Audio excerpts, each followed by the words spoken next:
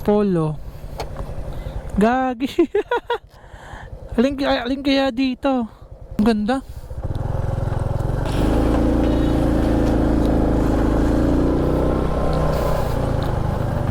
Okay. Saan to? Gagi. Wala ko dito. Nagkaligaw na tayo. Wala ako nakikitang signage na going to Palanggi. Ayun naman pala. Napakaganda naman pala ng tanawin dito mga tol. Kabundukan pala talaga yung dinaanan natin. Ayun oh, nakakadaan nga. Gagi, napadaan tayo ng tulay oh. First time ko dito. Gagi. Ito na yung tunay na kalsada. Pambira naman yung dinaanan ko na yun. Alright mga tol, ito yung part 3 ng biyahe natin ngayong araw na to. At galing na ako ng Iriga and Buhi town proper. So ngayon ay papunta ako ng Pulangi. From Buhi, Camarines Sur, ito Buhi Road, going to Pulangi Road. So tutumbukin natin yung Pulangi town proper. First time ko dumaan dito mga tol. Nakita ko na lang to sa Google at base sa aking mga sinabi sa akin na mayroong kalsada pala talaga dito na papuntang Pulangi. Mas malapit daw kung papunta ka ng Iriga and babalik ka ng Albay proper. So let's see kung gaano kaganda yung kalsada dito. At adventure to sa atin kasi first time natin. At kabundukan yung dadaanan natin. Puro daw kurbada dito. So let's see kung gaano ka solid ang kurbada dito sa Pulangi Road from Buhi, Camarines Sur. Let's go! Alright, ito yung kalsada dito mga tol. Hindi siya espalto. 2 lanes, rough road mga tol. At hindi naman siya ganun ka rough road. Maganda din naman. At mapresko para sa akin. Hindi ganun sa national road. Ang daming truck makakasabay natin. Nagkaka-traffic. So goods para sa akin tong daan na to. At di pa natin alam kung gaano pa kaganda yung kalsada or kung ano pa yung mga di magandang kalsada madadaanan natin dito. Meron pang kalsada dun eh. Tama, dito. So 3.9 again bago tayo mag-left. Alright, wala masyado tayo nakakasabay.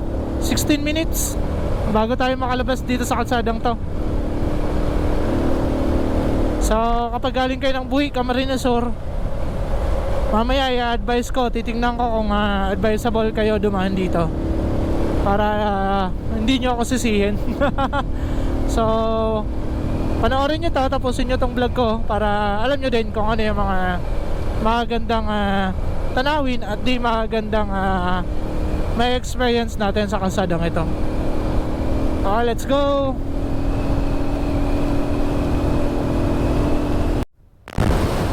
Alright, napakaganda naman pala ng view dito mga tol. Tsaka dito, di ganun kainit. Yun lang. Alin tayo dito? Antipolo. Gagi. Alin kaya dito? Sa baba. Bababa tayo.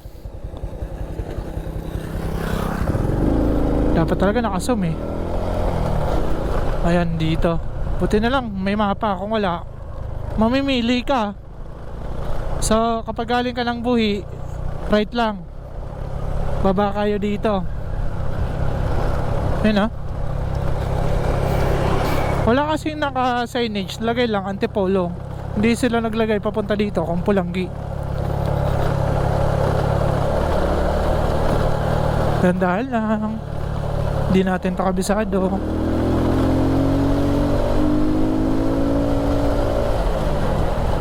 So bumabanat ako kapag pantayan.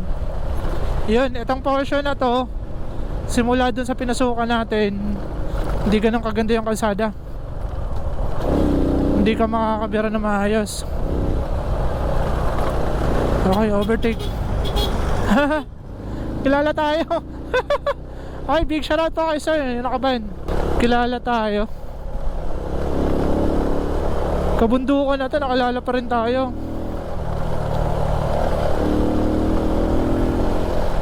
Hindi na tumigil, bigyan sana natin ng sticker.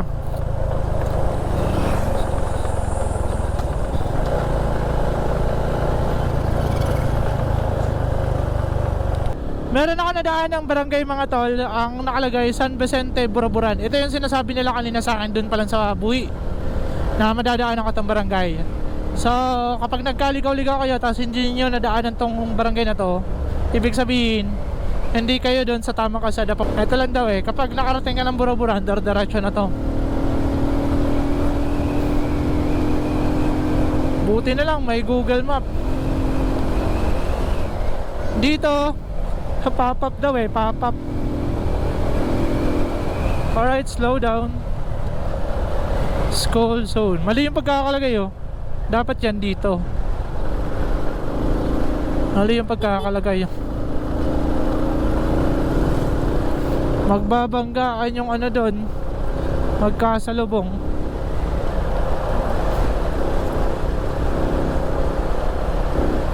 Opya.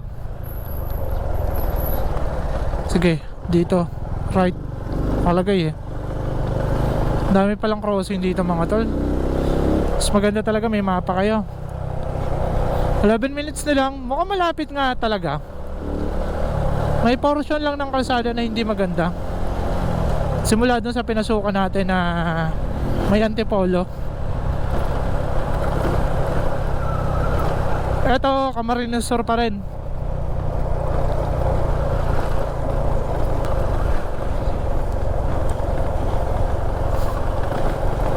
Okay, 5.1 km yung haba nito bago naman tayo mag turn right.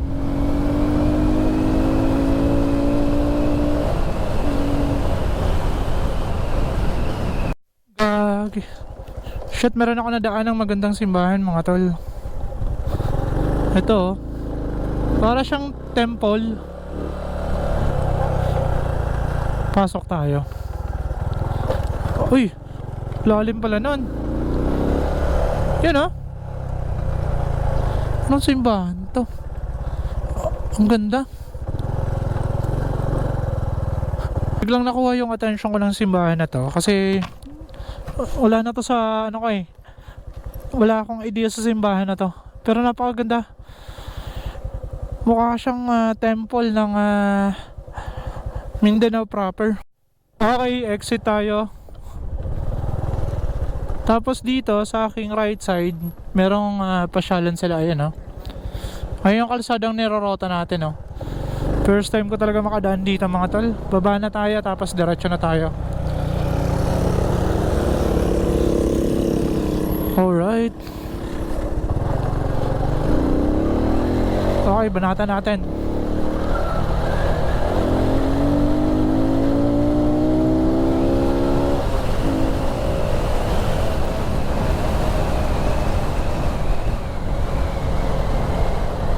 May portion na naman akong hindi maganda na daanan. Ayan bitak-bitak. Tsaka kalubak-lubak na mga tol. Wala pa rin ako nadadaanan simulan pagpasok natin from Buhi na espalto. Karamihan ganito. Parang crossing lang to sa amin mga looban. Ito na. Di talaga maganda mga talo. Lubak-lubak. So advantage lang kasi napaka-presko dito. Mapunong kahoy. Ayan dahan-dahan nga lang tayo kasi 2 lanes.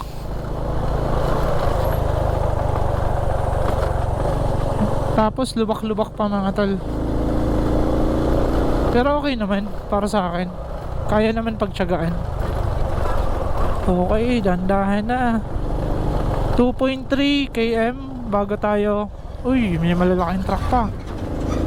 Kaya pala nagkaganito na yung kalsada. Merong mga dump truck na pumapasok dito.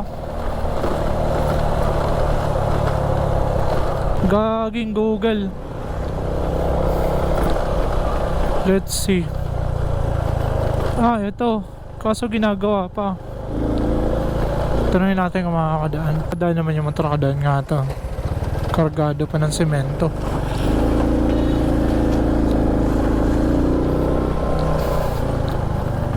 Okay. Saan to? Gagi.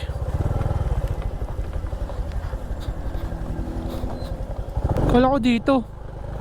Nagkaligaw na tayo.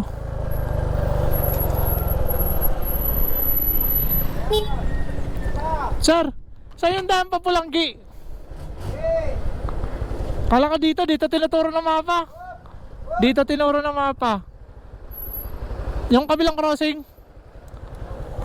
Papulanggi. Diretso lang. Diretso lang.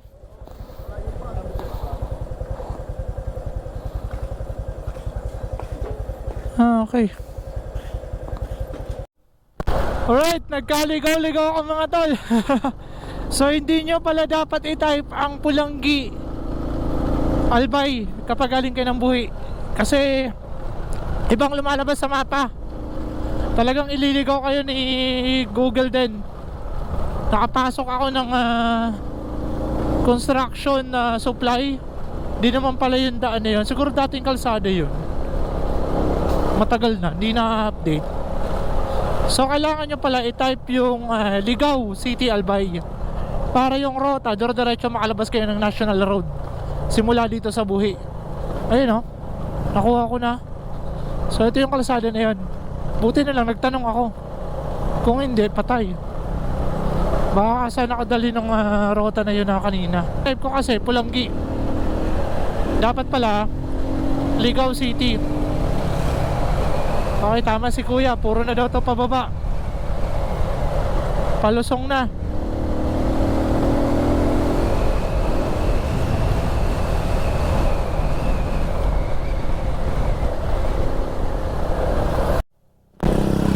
Nagre-route mga tol. Meron tayong papasukan. Ito.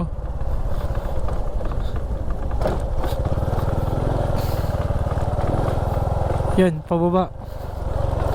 Mukhang tama naman. Nagre-route. Gagi, ang dami palang papasukan dito na crossing. Tapos 2.8 bago naman tayo mag-turn right. Sige, okay lang. Hanggang sa makalabas tayo. 24 minutes simula dito. Mukhang napalayo tayo.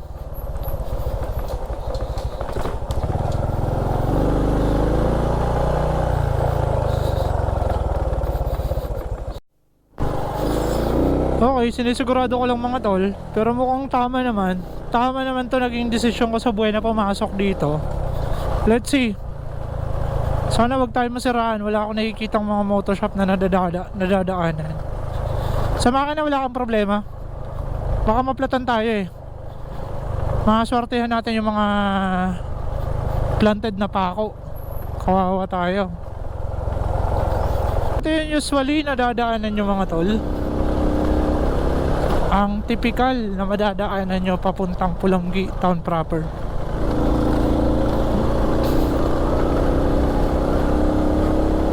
Wala akong nakikitang signage na going to Pulanggi. Pambihira pala dito mga tol. Crossing na crossing.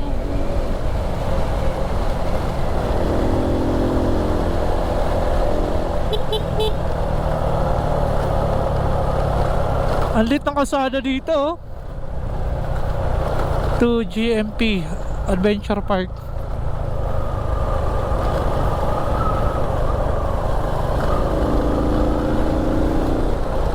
Saan kaya ako lalabas?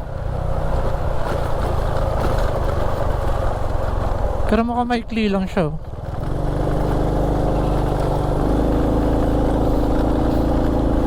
Diretso lang.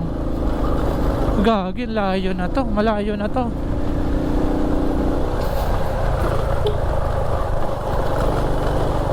Motor for more. So shoutout sa mga barangay na nadadaanan ko dito. Wala po akong idea. First time ko po dumaan dito. Nabudol lang po ako ni Google Map. Dapat bumalik tala ako ng sentro ng Iriga. Tapos lumabas ako ng Bato, Camarines Sur. Dito mukhang wala tayong madadaanan ditong bayan ng Pulanggi. Lalabas tayo ng Biliran. Pambihira.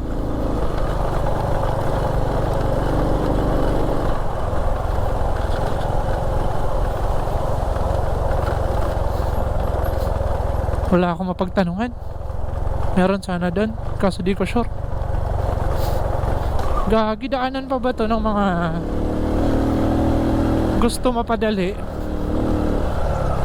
Ayun naman pala, meron ako nakikitang magandang tanawin. Teka lang, hanap tayo na maganda. Ayun naman pala. Napakaganda naman pala ng tanawin dito mga tol. Kabundukan pala talaga yung dinaanan natin. Akala ko patag lang. Gagi, oh, yun naman yun, oh. Napakaganda pala dito. Akala ko nagkaligaw-ligaw na ako. So magpipicture tayo. Hindi pwedeng hindi. Kailangan natin na merong memories dito. Ayun, oh. Akit natin yung motor. Oh, di ba? Pwede. Ganda, oh.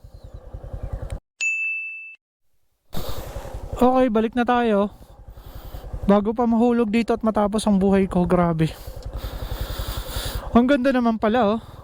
Meron ka talaga mga unexpected tanawin na makikita kapag meron kang pinasok na lugar na hindi mo pa nadadaanan ever since. Ganda, oh. Yan yung Mount Mayon, oh. So dito, di ko alam, maliban sa nagsunog, nagkasunog-sunog na talaga yung mga tanim. Tuyot na. So palusong tayo mga tol. Palusong na palusong talaga. Akyatin pala to. So napakagandang tourist spot nun. Kung anong property nakakasakop nito, magandang location yun para magtayo ng mga coffee shop or kung anong tambayan ba. Ang ganda ng tanawin dun paghapon. Grabe pala yung palusong dito mga tol. Sobrang baba. Pag nahulog ka pa dyan, oh, walang tutulong sa'yo. Scooter laban.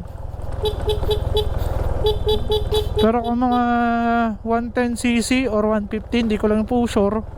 Tapos may sakay kayo. Pero kung solo, kaya.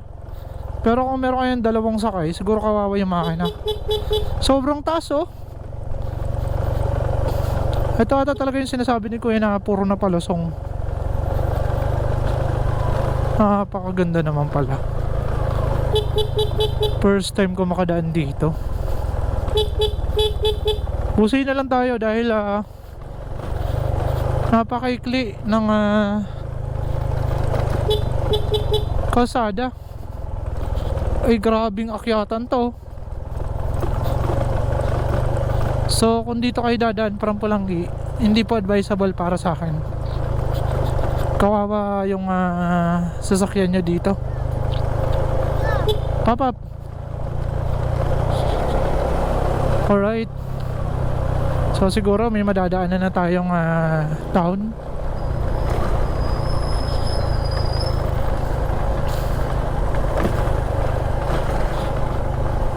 At palabas na din naman tayo.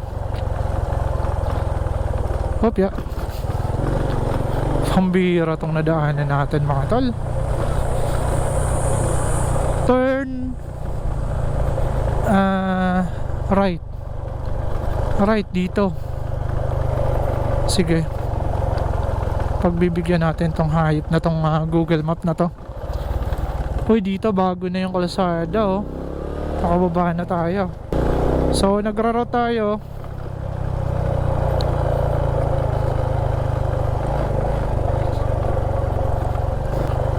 At di ko na alam kung saan yung sunod na papunta. Oh, sa Lasar, kilala tayo. Pero di rin nyo aram sir kung anong lugar na to. Sir. Salamat. Dadaan ako ng tulay, sir. Anong company kayo, sir? Arimar? Ano, Tinterways? Ha? Tinterways. Centerways. Centerways sa may ano, Kabidaan. Ayaw. Centerways. Okay, sir, salamat ha. Ingat lang kayo. Thank you, sir.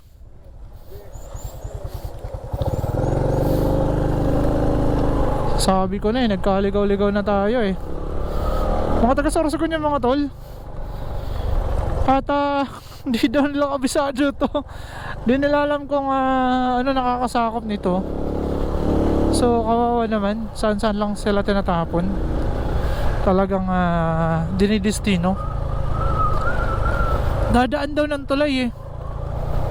Dito na ako magtatanong, tanginang mapa yan oh, magkawatak-watak. Tignan natin. Nakakadaan dito yung motor. Ayun oh. Mukhang makakadaan naman. Ayun oh, makakadaan nga. Gagi, napadaan tayo ng tulay oh.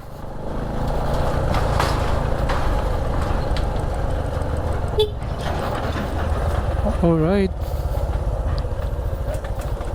Sir, papunta ako ng Pulanggi. Maganda nga, bulsa talagang to. Diretso na. Okay. Maliko. Dito liko ako dito, sir. Pag ko mo ganyan, lumiko mo ganyan, akay ganyan. Pag mo ganyan. Okay. Salamat, sir ha.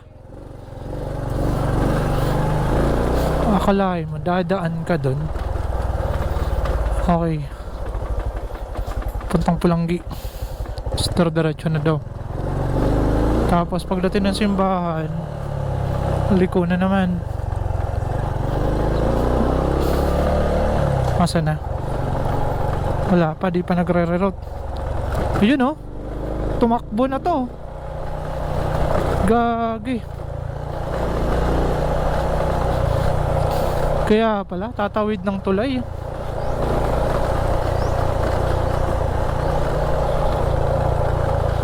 Okay, turn left.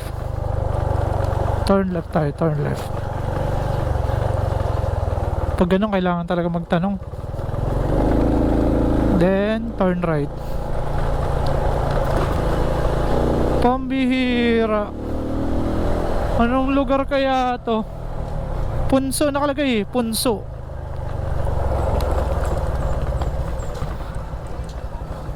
First time ko dito.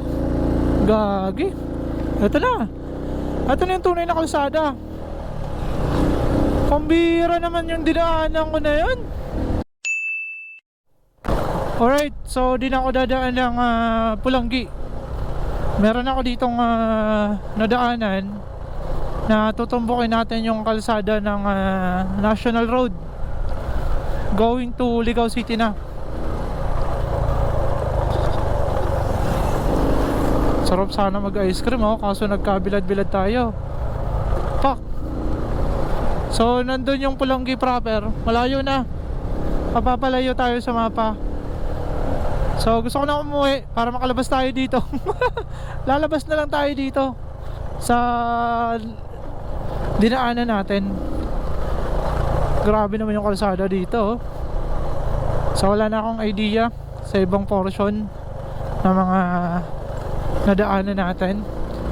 Punso. Di ko alam kung anong anong ano 'yan, anong bayan nakakasakop nun.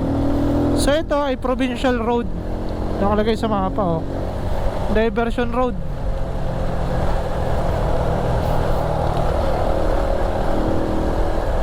Grabe tong biyahe natin.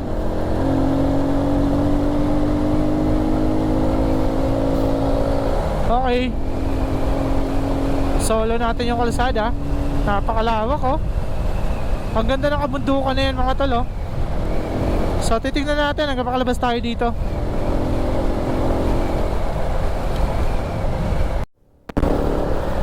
Grabe tong kalsada na to oh. Pantayan talaga. Kung ano yung nasa mapa, ganun din, pantayan. Para makalabas na tayo ng National Road. So sa ngayon wala pa ako nakikita, pero sabi dito 450 meters National Road na tayo. Let's see kung ito nga. Pero wala ako nakikita mga tol. Mukhang naligaw na naman ako. Nadali na naman ako.